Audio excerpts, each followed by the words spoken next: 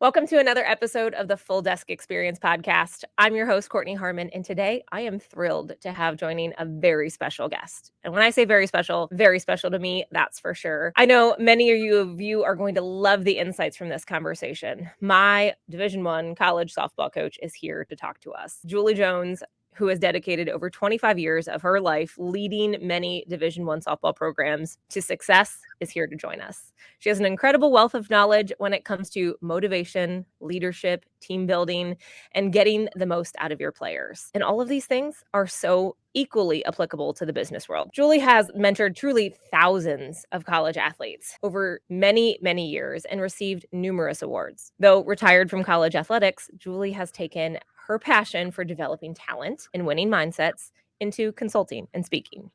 So she is now a certified mental performance coach, serving athletes, coaches, and business leaders, providing tools and practices to increase well-being, performance, and truly overall success. We'll be picking Coach Jones's brain about how lessons from the ball field can truly translate into wins into the workplace when it comes to things like fostering teamwork, effective communication, handling pressure, and so much more. I can't wait to glean some wisdom she has cultivated over the decades of success and coaching, and it's going to be so insightful and practical conversation on leadership and performance, and hopefully not too much dirt on me and my college experience. So with that being said, Coach Jones, thank you so much for joining us today on the show. I could not be more humbled, first of all, to be here, honored, and pleased. I'm so proud of the success that you found. Obviously, we found a lot of success together, and that has just amplified as you've gone through your career. And this is a thrill, an absolute thrill. And I wondered what you were going to call me because, Coach Jones seems I'm so not going to lie, it's hard. Jones, right, is what I think you have always called me, not addressing me that way back in the day. But you can call me whatever you want now, Court. You're in charge. You're so sweet. I appreciate it. I when I said Julie, I'm not gonna lie, I kind of cringed a smidge. Like it just didn't come natural to me. So I love it. Thank you so much for joining us. And as we dive into this, I want you to tell the audience a little bit more. I know I didn't do it justice for what you're doing now and how you went from coaching to performance and how it truly relates to business. And honestly, why our leaders should lean into this conversation. Well, mindset training or mental performance training is vital to success. We all have great tactical and technical, and some of us physical and intellectual, methods and knowledge, and we stack all those things up. But none of those things are as solid or as functional without this foundation of a mental stability in performance. Really, what is what we're talking about. I coached for more than 25 years, as you know. You were a great part of that, and we had a lot of fun together, won a lot of games. You got hurt at an inopportune time, which turned into something amazing as you stayed for that last final year. Doing your all your work while trying to finish up your degree. And we were practicing at like 6 a.m. and at 10 p.m. at night, I think, something like that, to get you and OP to practice, which was really important because you are leaders. But you know how hard it is to balance all those things and to keep a mindset that is helpful to us. Mm-hmm. But in my coaching, we spent time thinking about this. We were very fortunate when we were at Cleveland State to have Dr. Sue Ziegler as our sports psychologist, and she really got me hooked on this. I did some in college, but it really started to really sink in when she came out to me after a game one time, and she said, "Julie, do you know why you lost?" And I said, "Yes." I said, "We did not score as many runs as the other team, and this, that, and the other." She goes, "Nope, you lost because of you." And I was like, "Wait a minute. The ball didn't go through my legs. I didn't strike out. This is what I'm, initially thinking, of course, because we get defensive." And she said, "We lost because of you and your focus and your attitude." And I was like, wow. Immediately I was like, thank you. Because no one ever tells the head coach that, just like no one tells the boss or the leader what their mindset does to everyone else. And that's something we always need to be thinking about. So she got me hooked on this when I moved on to the University of Akron. She came and helped us there, and we instilled this. We even had stations for mental training in our hitting rotation. And then once I left coaching, I thought, okay, I'm a coach. I have to coach. So how can I continue to give back to athletes and leaders and performers? We all perform. And I thought this is a great way. And one little other caveat, when I was at Cleveland State, this was before you, I think. Oh, no, you were there. I was diagnosed with breast cancer. Yeah. You'll probably remember that. I think it might have been your sophomore year, maybe. And I would go to Dr. Ziegler's office 3 days a week, and she would run me through visualization because my job was to box. She said, you got to knock the cancer cells out of your body. So I boxed it out. Now, whether or not that really, affected the cancer cells is hard to really diagnose. But what it did is it gave me control.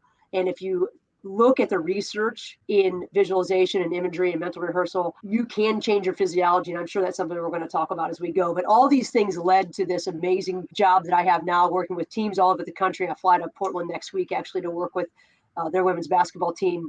And every Friday morning at 8 a.m., I talk to a CEO of a nonprofit. We're ranging from 11-year-old athletes to, CEOs that have just vast experience, all talking about the same things, because we're humans and our brains all work the same, and we're all just trying to do our best. So I think that's some of the things we're going to talk about today, and I'm pumped about it.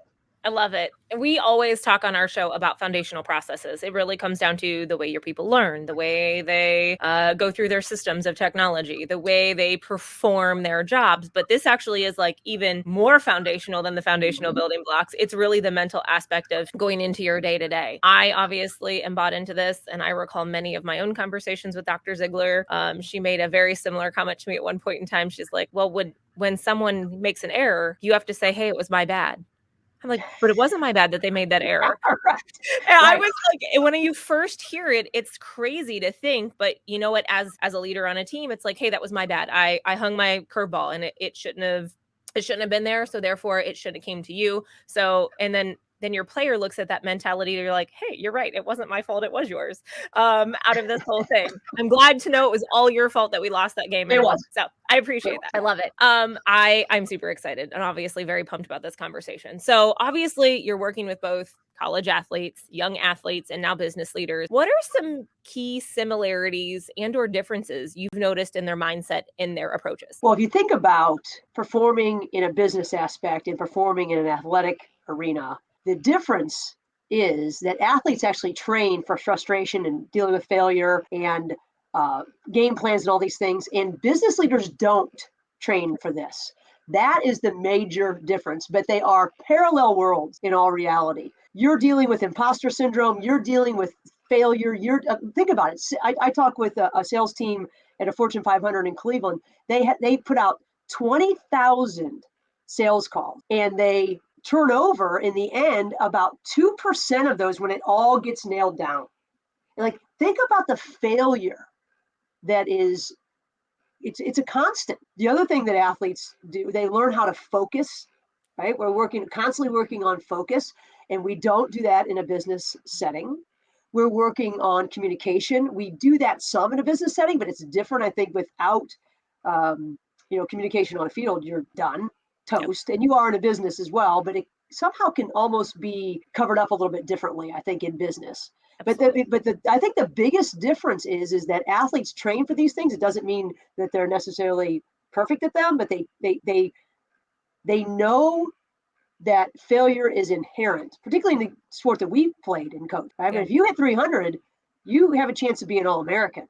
That means you fail 7 times out of 10. But if you look at business calls, if you make 1 out of 25, that's good. So, but dealing with that, learning how to reset, learning how to, change your perspective is something that all business leaders can benefit from. I love that. I think that's great. You talked about the parallels and the things that are alike. What parallels do you see between building a successful sports team and building a successful business team? Sometimes whenever we look at building a successful business team, we just have an empty hole, and then we have a body and we're like, oh, round hole, round peg, they match, we're good. But in reality, that's not always the best way to set us up for success. So talk to me about the parallels between sports teams and business teams. Teams are teams. And we're all working toward a goal together, so we need each other to find our way, and innately we are meant to work in teams, right? Relationships are the biggest predictor of longevity, over healthy habits, over everything. We innately, but innately we are not either. We're very individualistic thinkers. So building teams is difficult because we don't agree with everybody that we work with. And we don't have to. That's the point. I mean, you and I have very different ideas on certain things in life. That does not change the way that we work together, nor does it change the way that we care about each other. And that's something that makes a big difference. But it's setting up a culture that is driven by communication, number one, right? What John Gordon, the author, likes to say that where there's a void in communication, negativity fills it. And think about that. You send someone a text message and they don't get back to you. You think, did I do something? They're mad. Did I say right? I mean, you automatically go there. And the point of it, the truth of it is they looked at it and they forgot to respond, right? Or they read it and then they got distracted. It has nothing to do with you. Like my dad told me years ago, he's like, Jewel, people are not thinking about you nearly as much as you think they are, right? And I said, how do you know, Daddy? Because they're too busy thinking about themselves. And that's the trick. That's the hurdle that we have to get over when we're building teams. But if we can communicate, if the leader has contagious behaviors and contagious energy, and not everyone is full of energy, but a contagious, I don't know, we'll say aura, right? If we can make people feel valued, regardless of what their role is, and allow people to play to their strengths, that takes some work, right? But being consistent is very, very important. In how we respond to people, and then showing people, like our thing, or throughout my career, my coaching philosophy was caring, communication, and class. Right? I had a thing on my wall that said, "Coaches of the Year think one thing: they know that people do not care about what you say until they know you care about them." Right. So caring, it can be done in a lot of different ways. And then the communication thing was vital. We were going to tell you what your role was, whether you liked it or not, and agree to disagree sometimes. Yeah. Right. And then the class was about, the butt you're kicking today might be the one you're kissing tomorrow. So, treat people with respect more than anything. But the parallels, I mean, to me, there is no difference. We have different playing fields. But if culture eats strategy for lunch is the quote, right? And establishing a culture where people feel valued and people feel heard is really, really important, obviously. And all of that plays into what I'm seeing in a lot of businesses today is the lack of engagement or the lack of retention. And all of these things are things that foster those positive relationships, those positive engagements, those positive long-term, lifelong employees. You don't hear anybody that is like, oh, I'm going to retire from this place, because they probably just feel like a transaction, and we don't want them to feel like that. Right. Transactional, they say you can either be a transformational or a transactional leader, right? Transformational allows people to grow, and you care about them growing. I mean, leadership starts with you, and you have to be able to lead yourself first. And like my thing always was that if I'm going to ask you to do something, I need to be able to do it as well. Now, pitching, no, right? But even with conditioning, right? I used to run things with you all, and I thought that was it. Butts daily. Yeah. You were running 5 miles before we even got to practice most days. Yes. But I thought it was important that you knew that I knew that it was important. Yeah. Right. And if I was going to ask you to follow our drinking rules during a certain part of the time, then that was the rule that stuck for me as well. Those things, walking the walk, is vitally important as a leader. I truly believe that. I mean, because I always felt like that you were going to treat each other the way that I treated you. Yep. And that makes a difference too, I think. I absolutely, I agree with that. And I think that just starts everything off the right way within your businesses. So let's talk about lessons learned. What lessons from coaching can business leaders apply when trying to get the most out of their employees? Obviously, we talked about some of these things. We talked about the communication. Are there other lessons from coaching that business leaders can think of to maybe help their employees excel within their own business teams, whether it's under a certain manager or overall under their umbrella of their organization? I think the biggest lesson, and I'll take this just from the recent Women's World Cup. Okay. So England advanced to the quarterfinals. Yeah. And this is a big deal. Obviously, we're out of it, unfortunately. But their star player was suspended for 2 games because she stomped on the back. I think they were playing Nigeria of or Morocco, one of the two. I can't remember. But she stomped on the back of one of the players that was down on the ground in in response or frustration or whatever it was. And I read a quote about it. One of her teammates said, "Well, she's young, and she lost her mind for a minute." But the key predictor of peak performance is being available, right? She's not available. It doesn't matter how good she is. She's not available to help her team now advance. And she has scored 3 goals through the tournament. I haven't followed what's going on since I read this and sort of dove into this a little bit. But this is going to drastically affect the team. Yeah.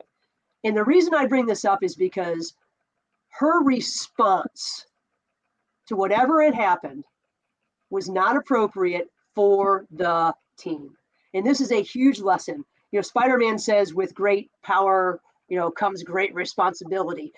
I turn that around and we say, with great responsibility, the ability to respond, comes great power.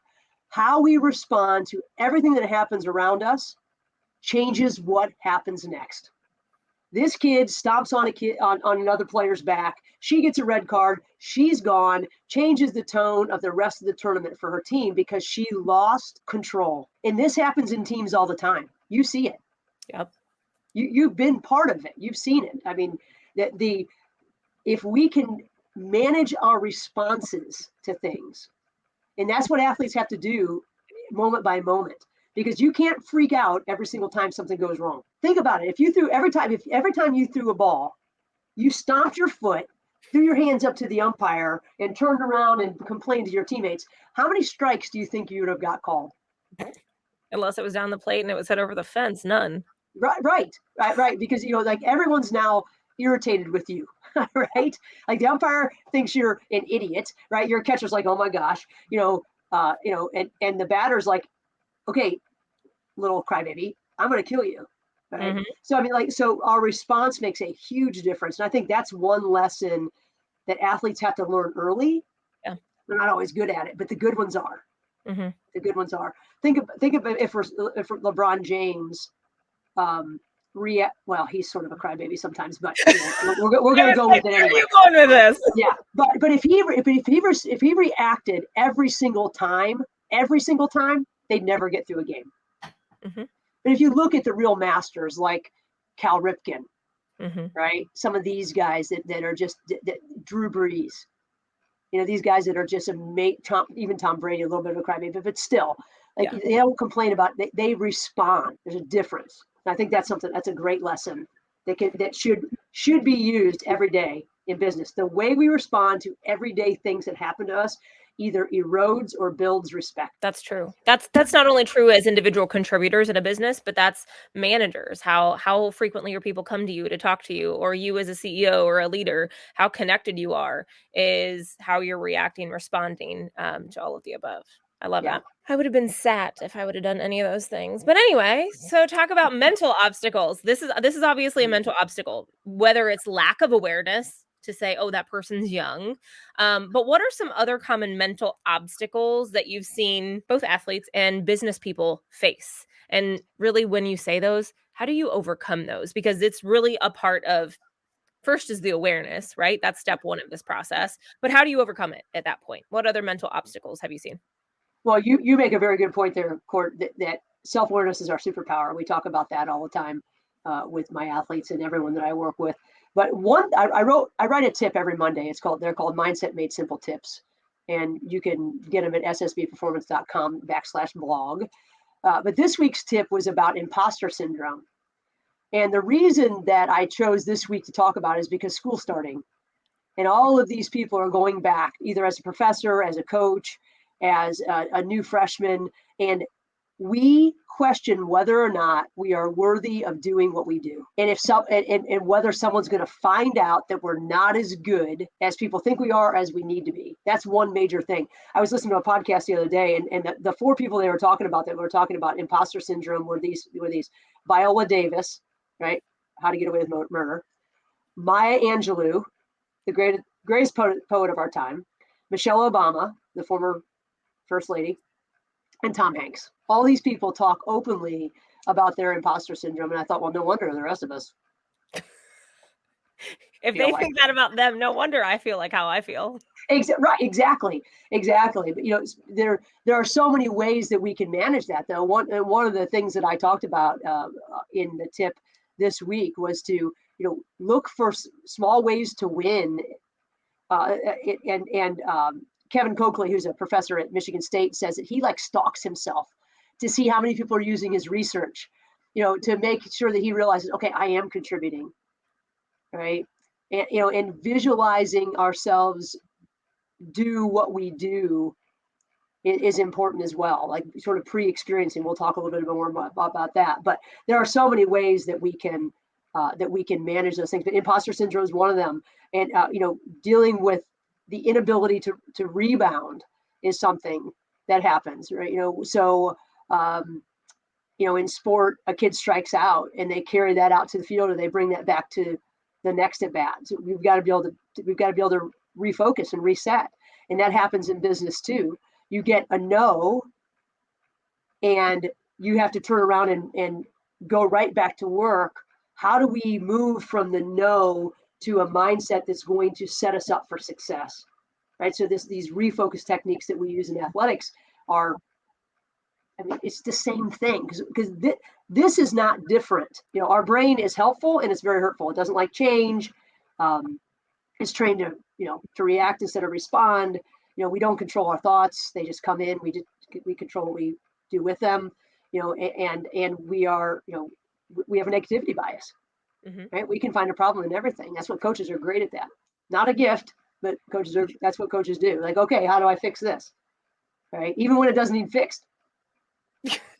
Right? No. But yeah, but I think all of these things, that the way we talk to ourselves is a huge issue. And you talk to yourself more than you talk to anybody else, and we don't talk enough about how that affects our success. I love that, and I think that's so true, especially in our world of staffing and recruiting. You get a reaction, you get a no, you get told whatever, someone had a bad day, their dog just got ran over, and they take that out on you. It's not your fault by any means, but how do you get over that? That contributes to phone reluctance. You never wanna get on the phone again. You don't wanna pick it up. Right. You don't wanna reach out to somebody, but being able to reset is huge. You may be talking about this later, but do you have any tips for people to help reset, whether it's a bad commission month or a bad phone call or a bad review, whatever that might look like? Do you have any tips to overcome those? I do. I think that we do a lot of different things, and one thing that we do, even after, if you had a bad review, right? It's very important to look back at that review and pull out anything that was positive. Because only thing you're going to hear, in fact, your teammate Anna, one day at practice, came to me and she said, Coach, you never say anything positive to me. I mean, I was like, Coach, who are you talking to? Right? I'm the only one standing here. Obviously, in my head, I'm thinking, are you kidding me? And I ran down the things that I had told her that day of what she had done well. But in the midst of those, I had told her something that she didn't do well, and she hung on to that like it was the only thing I ever said to her whole entire life. And I said, did you hear me say all these things? And she's like, I guess. Right. But that's normal. So you go into your review or evaluation or whatever it is, or you come off the phone with someone who says no, there is something in there that went well. And one example I use all the time is Kobe Bryant, right? So he talks about losing as exciting, said only by someone who didn't lose that much, of course, right? Right. But he says losing is exciting because it allows you to see the places that you need to shore up, right? And he said if you evaluate wins and losses the same, you don't go on this roller coaster. So the technique that we use there is called a well, better, how. So what went well, and there's always something, and if you have to force yourself to look for something, then you start to notice things a little bit more rapidly as well, because we're not, that's we have the negativity bias, right? We're not attuned to doing this. We have to find things. We just say, oh yeah, I did that. Not yes, I did that. It's like, yeah, okay. But when someone tells you something bad, you're like, you throw a lot of emotion that way, right? Yeah. And we remember things that are tied to emotion. So we need to, okay, what did I do well? And I make my teams and the people I work with do that. Give me 3 things. They could be tiny. 3 things that either they said went well or you did well. 3 things. Okay, those are well. And then we find one thing, one major, like what's the success factor? What is that major success factor? What's that one thing that we need to do better if we want to make a major jump? Yep. And then we go to, as Dr. Ziegler used to say, by doing what, right? Okay, you got this idea, but how are you going to get there? By doing what? It's the how, right? One way, what is one thing you can do today that will help you do the better, right? And we use this 3-to-1 ratio because it's called the winner's ratio. It's called Lasada line.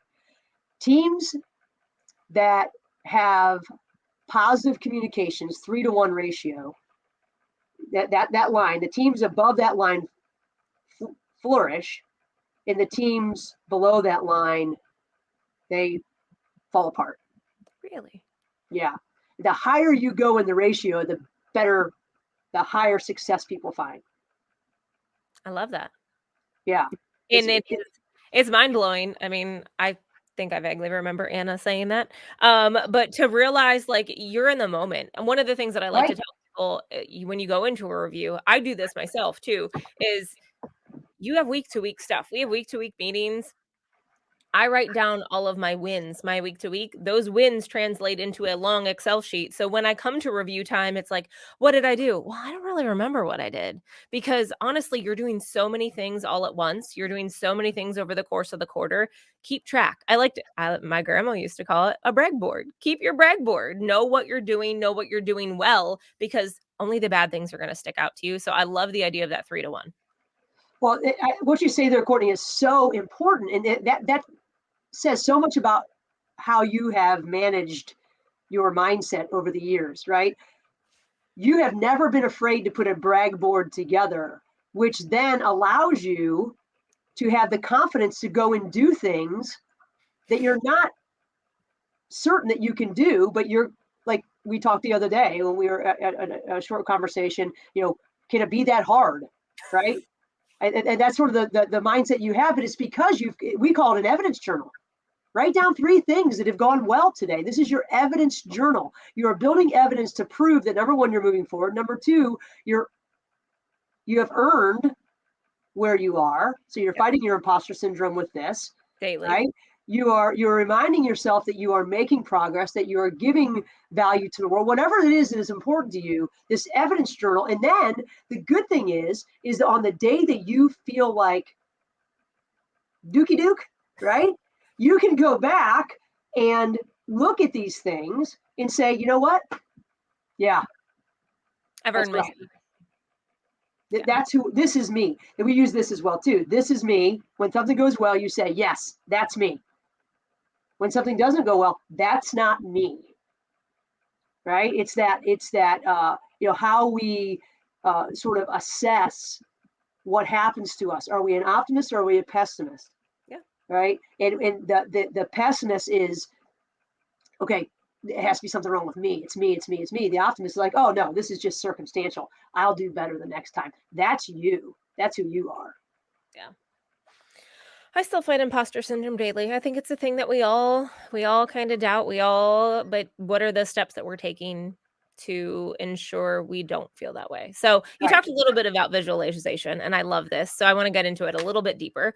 How can visualization and mental imagery techniques used in sports help business leaders to visualize success? I'm not going to lie. The thing that comes in my head was when you were making us literally practice the end of the game when we were in college to say practicing winning a championship. Yeah. I That's thought right. it was the dumbest thing ever at the Yeah. time that we were doing it.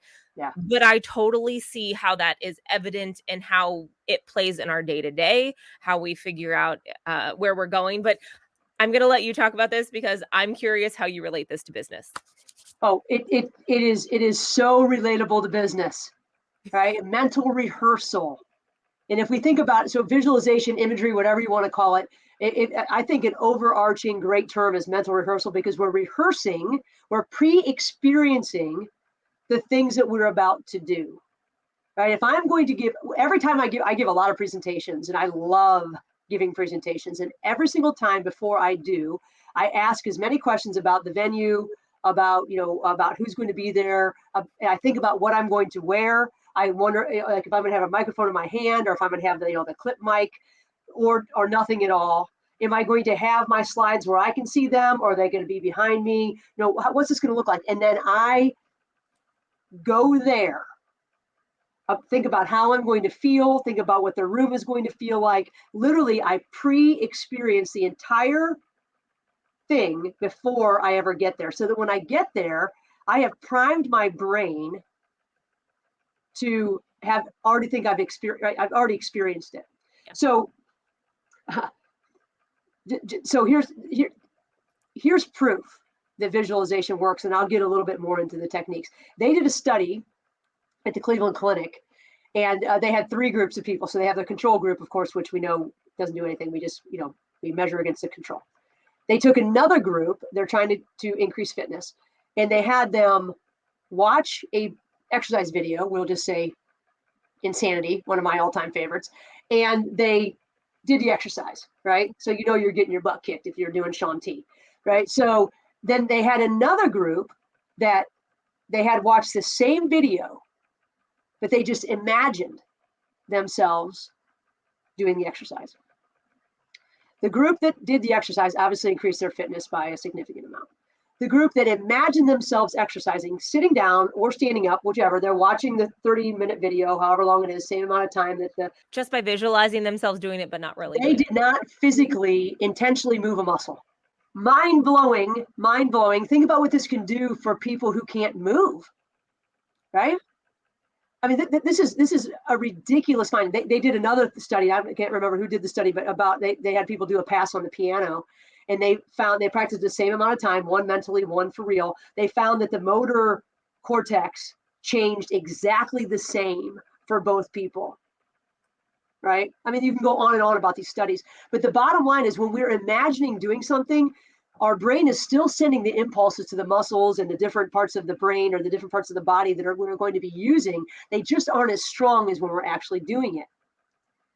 Right? When we are immersing ourselves in a pre-experience, we are priming our brain and our body. It is practicing. Right? Mm-hmm. Whether it's a conversation. I work with a student athlete at Charleston Southern University, and she was in the lineup, and then she was out of the lineup, and she needed to talk to her coach. And, talking to the coach is scary, right? Yeah. Right. What's she going to say? This is going to be horrible, because, here we go, setting ourselves up for success big time with these thoughts. So I said, okay, her name's Wesleyan. I said, Wesleyan, here's what I need you to do. I need you to think about talking to coach, and I need you to think about what you're going to say. And I want you to imagine yourself doing this. I want you to rehearse it. And I want you to think about all the responses that she could give back to you.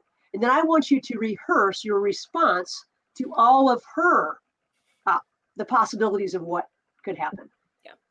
So she does this, and she came back, and we talked the next day, and she said, I am so glad that I went through that exercise, because she did not respond in the way that I wanted her to, but I already knew how I would feel because I had rehearsed it. I could then be aware of my feeling and go with my if then. These are called implementation intentions. If this happens, then this is what I'm going to do. Think about how that can help you in business. And you've already rehearsed it. So you know what your response is. You're not going to be, it's like Drew Brees says, it's like having the answers to the test before the test. A light bulb just went off for me, and I understand. So in all of my years of learning and development, I have been a nerd when it comes to role player improv sessions. And it's usually in our industry about responding to resistance. If someone's going to tell you, these are the only 8 reasons they're going to tell you no, how are you going to respond to them?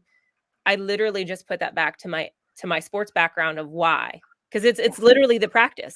There's Yes. no fear, there's no reluctance, there's no anything. But this Right. goes for recruiting and for sales. Light bulb. I love that, and I know why I like that so much based on your explanation. Right. I mean, think about it. You had to respond.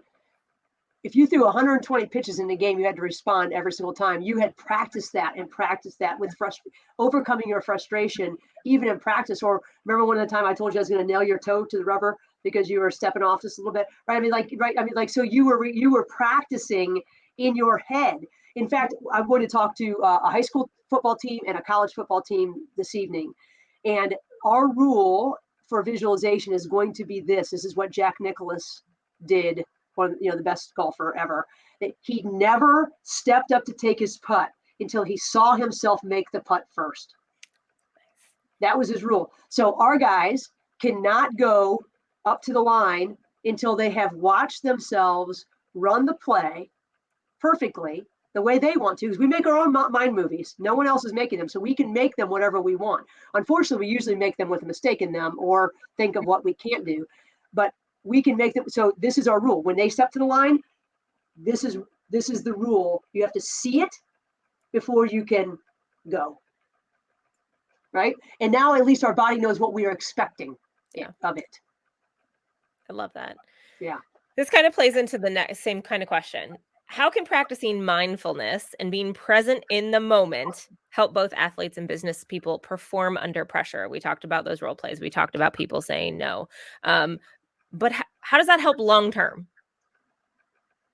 Well, if you think about the anxiety you've had in your life, it's because of the story you're telling yourself about what's going to happen or what just happened rather than what's happening right now.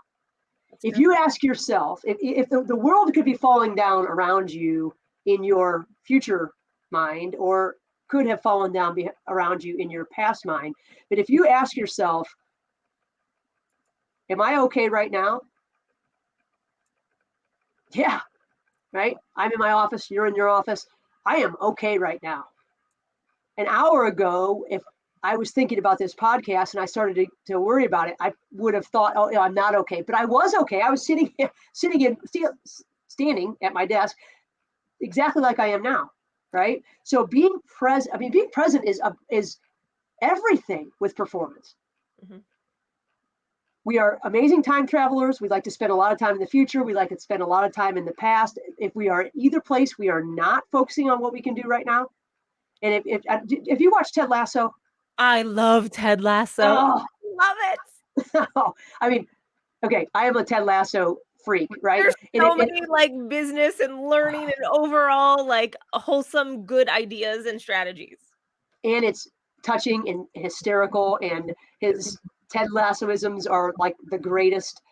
But the one thing he talks about when he's got his 4 things, right, about in the last season, he says that what does this situation require of me now? And we talk about it with everyone I work with of what's your win? What's important now? That's the only thing that you can manage, right? Our body only performs in the present. Our mind is where goes all over the place. It goes back there, it goes ahead. But if we can wrangle it to stay right now, we are going to be so much more successful. Not what is she going to say, listen to what she's saying or what he's saying, so that then you can respond appropriately, and our response influences what happens next. But no, not us. We want to pitch 2 pitches ahead or take 2 pitches from behind and let it affect what's going on right now. But everything has a life of its own, right? Every moment has a life of its own. If we can, I talk all the time about managing moments. That's how you build momentum. Right? But being present, and the one great way, we always have access to this at every moment, is to breathe. Because you can only breathe in the moment. It is the anchor to the present. And we breathe way too much, right? If we can slow our breathing down, we could do a whole podcast on how to breathe in meetings and stressful situations if we need to get pumped up. But our breath can manage our physiology. Our breath changes the way that we think. It changes our ability to see. Yeah. It changes our heart rate. I mean, if you can manage your breath, you can manage your environment. 100%. It's powerful. Very powerful. I love it. We might have to do a part 2 just on breathing. Because I love that. That's so true. So you talked about what you were talking about is essentially, I love that you said time travelers, but mental toughness to be able to stay in the moment, right? So what Yes. strategies do you teach to build mental toughness, resilience for when people actually do face challenges? Well, again, it's really mental toughness. It is really about being able to manage whatever is right in front of you, right? Because it's if I can get through this moment, then I can go on to the next moment. And if I can, I call it scan and snipe. If I can scan, observe the landscape. When we were at Akron, we called it OTL, observe the landscape. Because if you're not observing the landscape, then you're observing what's going on in here.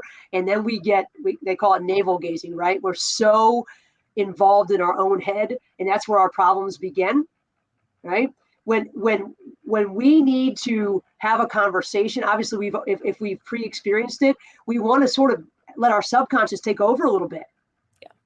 right? But our doubt ignites our conscious brain, which makes us think too much, and then we can't just let things flow, right? So, but going back to your question of mental toughness, it's about being able to refocus, right? It's about being able to refocus. It's about being able to. We put all the tools I use around 3 main tenets. Number 1 tenet of mental toughness: your power comes from your ability to choose one thought over the other. Is this thought helping me? If you have to ask that question, it's probably not, right? Sure. But it's not about suppressing thoughts. We're not saying like, oh no, I'm not nervous. Okay, you're nervous, fine. Your body's getting you fired up for something, right? Yeah. That's a good thing, right? But it's like suppressing your thoughts, like trying to hold a beach ball down underneath the water.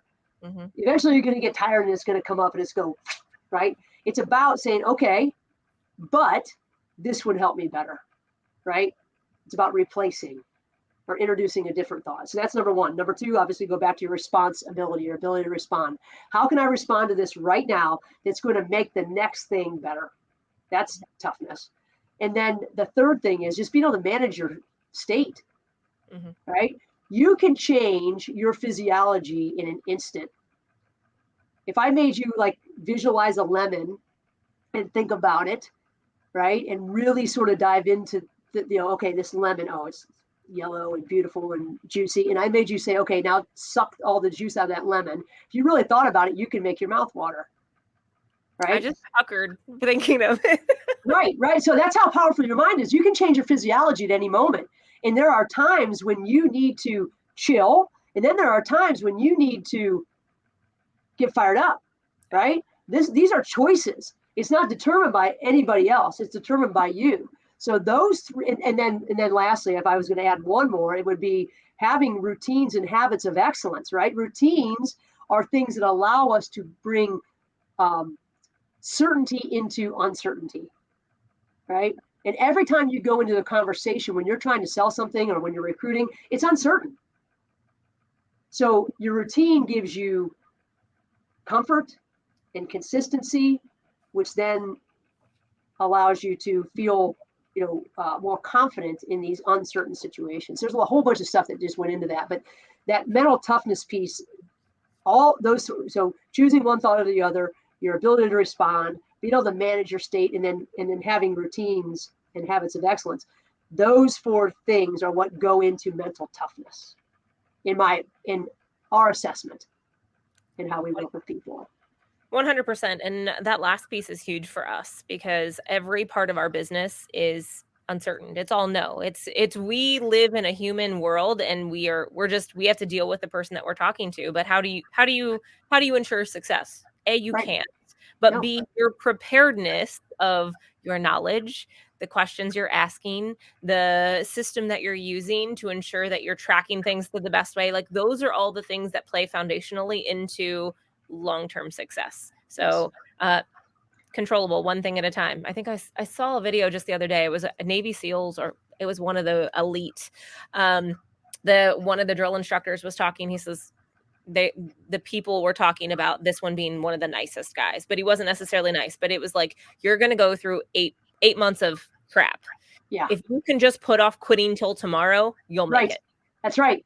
And I love that. I mean, it's Yeah. literally just one decision over the next. I'll quit tomorrow, not today. Right. Or I'll do that bad thing tomorrow, not today. Having that mental stability to be able to drive through just one thing at a time is amazing. Well, you've talked a lot already about process over outcome. Yeah. Right. I mean, when we screw up, it's because we're thinking about the outcome. Mm-hmm. What's she going to say? If I'm thinking about what you're going to ask me next, how can I possibly be thinking about what I need to say to answer the question we're dealing with right now? Right? You can't be focused on the goal and the means at the same time. Right? You know, we're in Germany. Actually, we're in Switzerland, and we were up at the top of this mountain, and it was gorgeous. And then the storm came, right? So now we've got to walk back down to then go down this gondola, which I hate. I hate heights. So, you know, I'm thinking, okay, now the gondolas will be going, like, you know, I started thinking about it. I'm like, okay, stop, right? Take one step on the path. And then I looked up and I said, we need to go. I started to look ahead, and then I like almost fell on my butt, right? So it's like literally about taking the next step.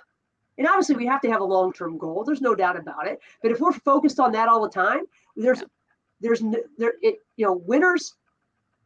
in my favorite quote, I was going to say it wrong. Losers have goals, winners have systems, right? Yeah. Scott Adams, I'll give him the credit for that. But if you're not focused on process, you're going nowhere. And this is all process oriented. We just allow ourselves to like get out to the 30,000 feet, and when we need to be 30 feet ahead a lot of the time.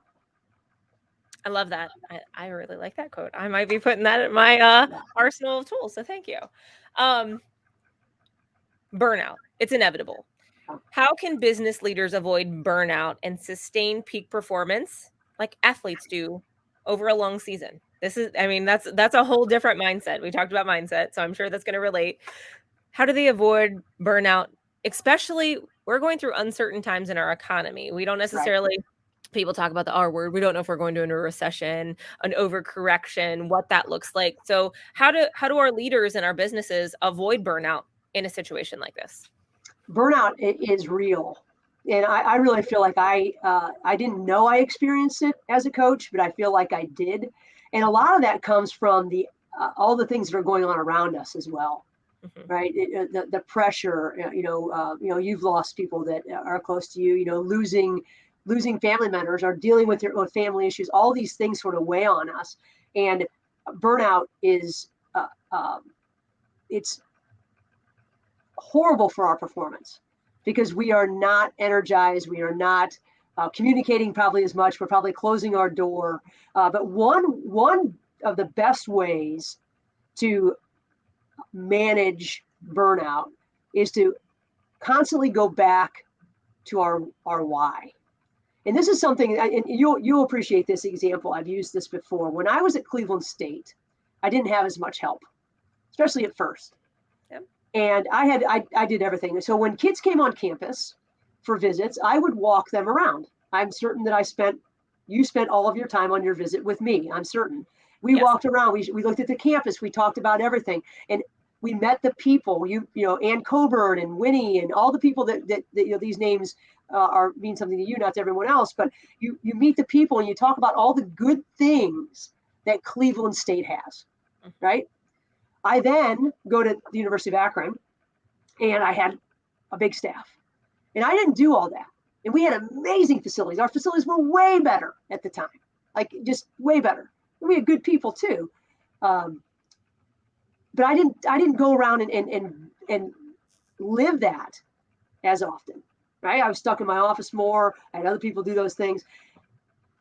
That made a difference on how I connected to where I was and what I was doing. At Cleveland State, I was forced to remember. And I didn't think about this until I read The Happiness Advantage. And they talked about people that work in the White House. They work 17-hour days, right? They're there all the time. And he said they need to remember the joy or the grandeur of working in the White House. I don't care who's leading the White House. It's the White House, right? And people come in on tours and are like, this is amazing.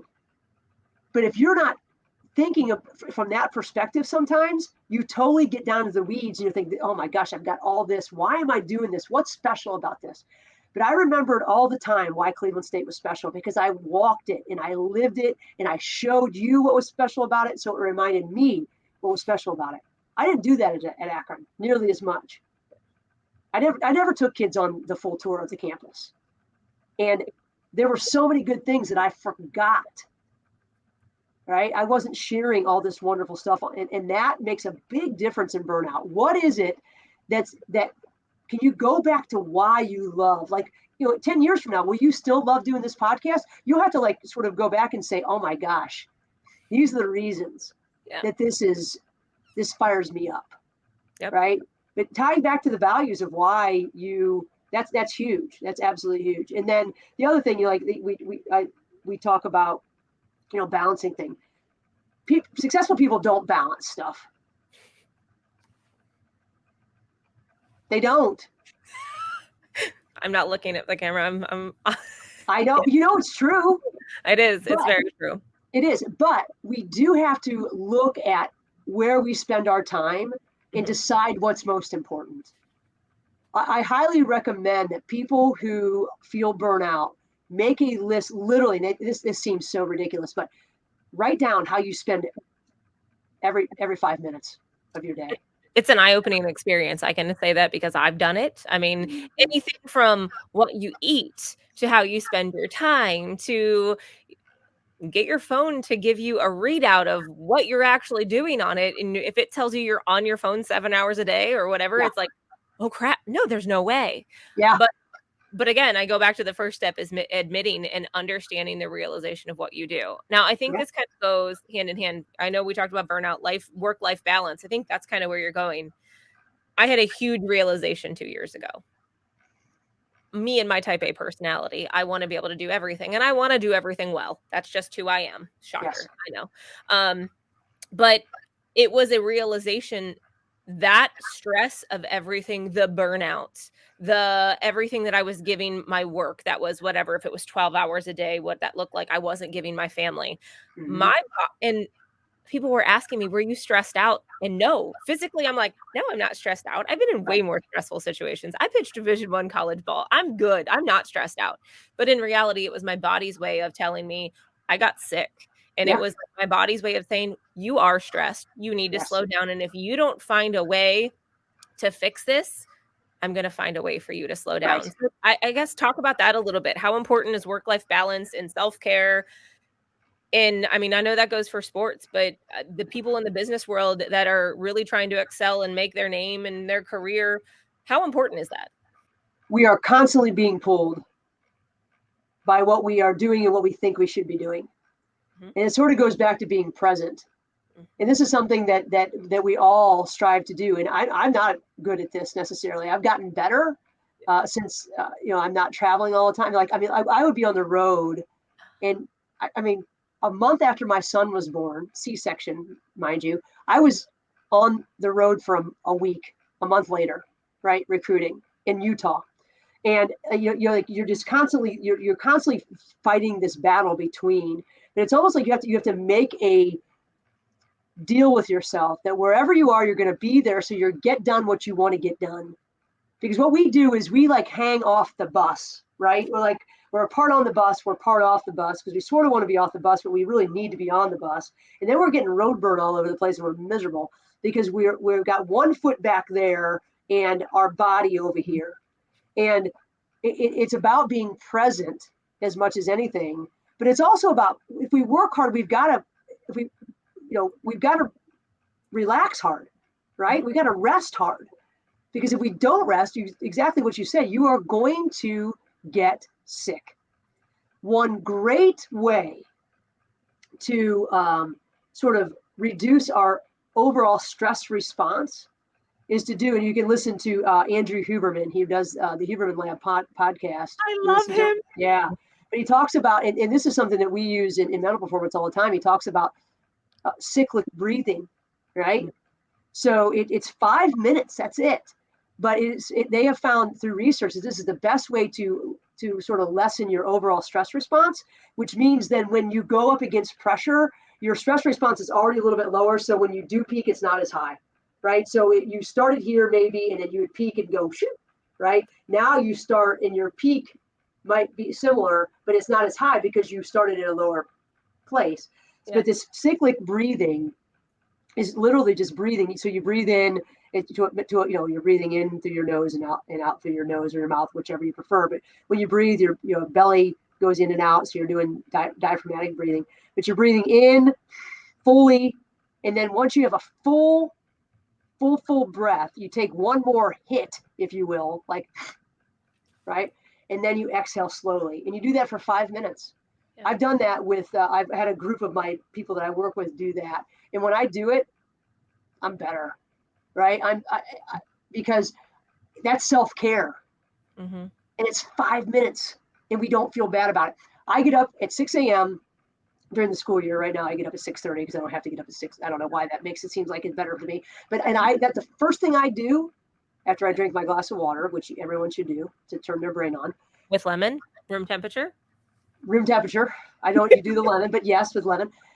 I work out and I don't feel bad about it. Mm-hmm. Because what I know is that if you look at the research of what moving does for you, I don't care what you do moving wise, it is everyone around you is benefiting from that, not just you. So if we look at our self-care as I'm giving back to the world, I think we're not like, oh my gosh, I don't have time for this. You have to have time for this. Yeah. Or you have time for nothing. And you have time for what you want. You have time for what you want. You just act like you don't have time for stuff. That's me too. Right? But you have to plan, you have to prepare. What does your day look like? Plan your day. My biggest thing, especially in our industry, is plan your day the day before you start the next one. Yes. If you plan your day when you're walking in at 8 a.m., you're already behind the game. I know this probably is my athletic background 100%, but I want to know who I'm calling. I want to know what executives I'm calling. I want to know my call plan because I want to be able to get that and then be prepared for the next day. Well, if you don't do that, you can't pre-experience it. Right? You can't have the answers to the test before the test because you have to have that done so that you can be imagining it. So I have a friend who is a surgeon, and I'll talk about one of our friends who's a surgeon as well in a minute. But she, on the way to work every morning, she has 3 surgeries she doesn't do very often, but they're very, very important. And so she runs through one of them on the way to work every morning just so that she is prepared for that, right? Drew Brees had a time when he was playing a 2-mile stretch where he would go through the 2-minute offense or the hurry up offense. There's a plan there. Jackie Miller, who played for us at Cleveland State, she's a little bit before you, but you probably know Jackie. She goes through every surgery for her surgery. Literally, she watches herself lay out her instruments, which she likes to do herself so that she knows that everything's there, because she said, if I don't see them in my mental rehearsal, and if I don't do it right, that means someone has to leave the OR. They have to scrub back in, and that person's on the table longer than they need to be, right? Mm-hmm. So this is how vital these things are. So like doing these things helps us. That's self-care. Yeah. Because I use a 4-step performance cycle, right? So it's approach, action, result, and response. So our approach sets us up for our action. So our approach and our response are the 2 places we can get the most bang for our buck when we're looking at our performance, right? So that approach is what we're doing. If we can manage our approach, we are taking stress away. It sets us up for everything, right? Then we take our action because it's already set up by our approach. Then we get a result. We don't control the result. Even if we're 100% prepared, doesn't mean, it's not that whole thing. You work hard, you're going to get it. Not necessarily. That's not a truism, right? You work hard, you got a better chance, but there's no guarantee. So that result, there's no guarantee, but then we have to figure out how to respond to that result. And that response saves us time and energy because it keeps us on track to have a better approach for the next time, right? So all these things are self-care related, because we are managing what you mentioned, controllables. We're controlling what we can control. And when we start to get out of control, it's because we're focused on the stuff that we have no control over, right? Sometimes we can influence those things, but control. We've got to train ourselves. Okay, how do I manage these things? So this is the stuff that's making me crazy, right? Stuff I can't even control. Yep. Right. Yeah. I love it. All right. I'm only going to ask two more because I know we're already at an hour. So I know we could probably talk all day. Shocker. We talked about some daily habits. Is there any other daily habits or routine that you recommend business leaders adopt for optimal performance? You mentioned planning your day. I think doing a brain dump at the end of the day is really important, so that um, you can rest. Yeah. Right. When you go to bed, there's nothing you can do. This is what I used to tell you guys. Right. When we step across the line, or when we're at practice, you can't be worrying about your test, because there's nothing you can do about it for the next 2 hours. Right. We need to be here. Remember, at the bottom of all of our rules, it said be there. I don't know if you remember that, but it was be there. The only reason I remember that is because Julie, my old assistant, used to make fun of me because like, be there, be where. I'm like, be there, be wherever we're supposed to be. That's where we need to be. We need to be there. And when we were at Akron in the dugout, it said, the only place, something, this is a paraphrase, but you can only be here now. So be here. Yep. Right. So, dumping all the things that are on your mind onto a piece of paper. There's power in writing it down. There's a book called The Power of Writing It Down. You should read it. It's actually really good. But writing things down allows you to think about, okay, do I need to be as worried about it as I really am? Number one. And if you write it down, you're not going to worry about forgetting about it, which spends a lot of energy. Right? That's so true. That makes sense. Right? Oh my gosh, all these things. But if we write it down. And then another practice, we haven't talked about the power of gratitude, but having a gratitude journal changes a lot about burnout, about your performance, about you looking for things that are good. Right? My coach used to always say, she called me Jay. She's like, Jay, you do things 10 times. And if you do it right 9 times and you do it wrong 1 time, you remember the 1 time. She's like, you need to remember the 9. Focus on the 9. We don't do that by nature, but a gratitude journal makes us sit down at the end of every day, and it takes 2 minutes, right? And write down 3 things that you're grateful for, or 3 things that went well, whatever it is. And then after that, you write down your affirmation. I am the leading mental performance coach in the country, or in women's athletics, or in women's business, or I am the leading recruiter. I am the leading podcast host in business, whatever it is. And there are nights that you're not going to feel like that. But if you write it down every night, you think of one thing then to say, yes, okay, this is why I am, or this is what I'm going to do tomorrow to move me 1 step closer to that. Yeah. Right. But there's so much power in that. And then almost like your evidence journal or your brag board, sometimes I'll sit and flip through and I'm like, oh my gosh, I remember that. And now we are like just flooding our brain with serotonin and dopamine, and that's the molecule of more. It wants us to look for more good stuff, and it helps us relive these wonderful things that we've already lived, and we're just adding, amazing experience to the experience we've already had, and it sets us up for more of that. But that gratitude journal is huge. I love it. I just watched a movie, and that was literally one of the main focus that they were talking about. And they had an awful morning. They were out hiking. It was on a Netflix movie. I was watching it while I was in the sauna. And it was literally, the idea is like, well, what are you grateful for? There was nothing to be grateful for. The morning was awful. Well, no, the coffee was warm. Yes. Whatever it was, but look at the little things. I don't do that, but I guess what I might be doing after we have this conversation. So I love it. We try to implement this in our house, and I need to get back to it. You sort of get out of. We've been on vacation like all summer, it seems like. Yes. But when we complain, yeah. When you catch yourself complaining, if you can immediately say something that you're grateful for, number 1, you'll realize how much you complain, and number 2, you'll realize how much you have to be grateful for. Right? I love that. And then another thing, that this is huge for the office. But this is something that I talk with my teams about, and this was from Trevor Moad, who wrote. It's called the book. It takes what it takes. He was a mental performance coach. He worked with Russell Wilson and other people, but he has the rule, and this is something that I have adopted: is stop saying stupid stuff out loud. And he uses a different word for stuff. But if we can stop saying stupid stuff out loud about whatever it is that we're doing, because we're like, I hate this drill. We're doing the dang drill anyway. Just freaking do it, right? Yeah. We're doing it. I hate this, I hate these meetings. You have to go to the stupid meeting anyway, right? Stop saying stupid stuff out loud, because you are again, you're just feeding into this negativity. And if you can say, I am going to learn something in this meeting today, think about the difference of how you go into that meeting and what you get out of it. That's huge. Yes, it is huge. All right. Huge. My only last question before we wrap up is, what is one more piece of advice that you'd give for mental performance advice overall to business leaders to succeed that you haven't already told us? As we think about that whole mindset shift, right?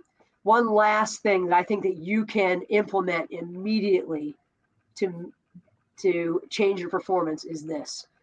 Every single time your mind goes to what if, what comes after a what if normally? Usually not the good stuff, right? No.